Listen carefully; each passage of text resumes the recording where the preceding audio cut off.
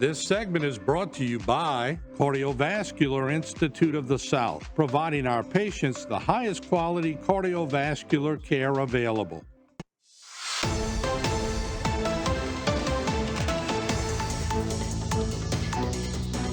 Welcome to Bayou Time. I'm Jacob DeGate. Glad to be your host for this edition.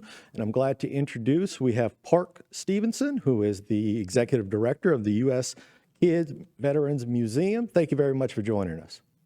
Thank you for having me, Jason. All right. And now this is the USS Kidd for the last 14 months has been undergoing some renovations at a local shipyard over here. But yesterday it was put back in the water. Can you tell us a little bit about that process and all the renovations that went on? Yeah, so USS Kidd has been on the Baton Rouge riverfront since 1982. She hasn't had a overhaul since 1962, which is an extraordinarily long time for a metal ship to be in the water without any kind of significant work being done on her to preserve her hull, her integrity. But the time was here, and she was getting ready to have more serious problems. We managed to convince the state legislature to help us get her into a shipyard and get work that was desperately needed to make her hull, not only to make it more watertight so that she continued to survive as a museum ship in Baton Rouge, but also to fix some structural issues that she was having from going up and down with the river for 40 years, banging against things, and generally a settling of the ship's structure, which happens when the ship is out of the water for an extended period of time. We thought it was only going to be an 8-month overhaul.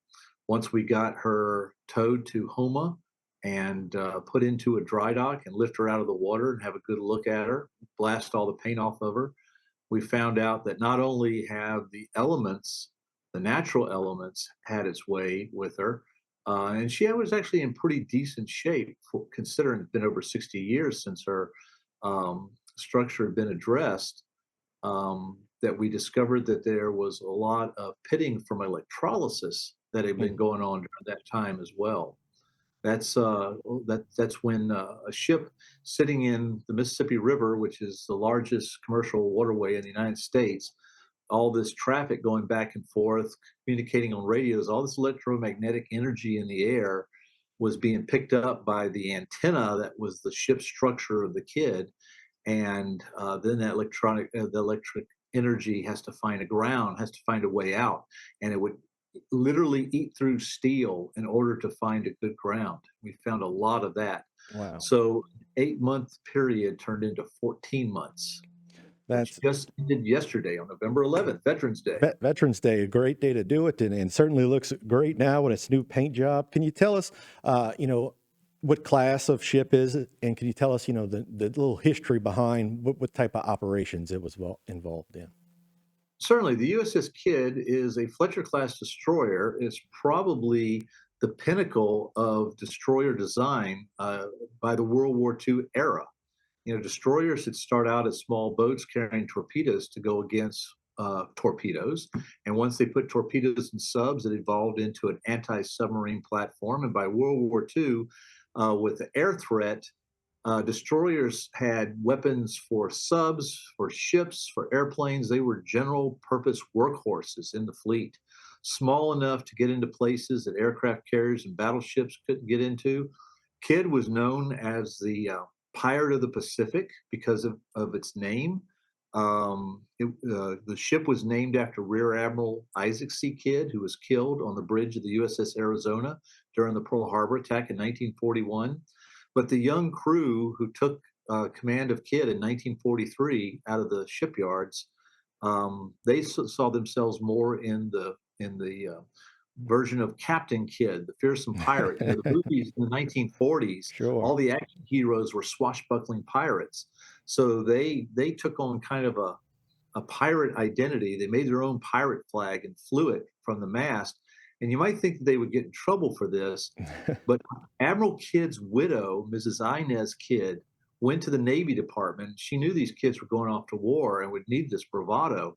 So she specifically requested the Navy authorize Kidd to fly the pirate flag, to paint a pirate on her stack.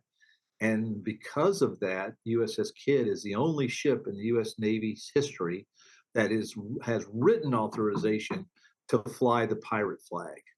So that's a bit of her history as a destroyer. She was here, there, everywhere in the Pacific. She would pick up downed aircrew if somebody got shot down or launched off the aircraft carrier and ended up in the drink. They'd send the destroyer to pick them up, bring them back.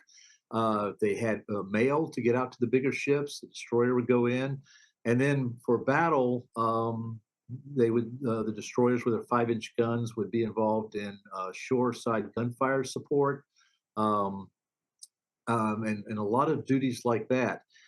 Kidd, because of her pirate moniker, whenever she had to deliver a downed pilot or the mail to one of the bigger ships, she would always demand a booty before she would turn them over.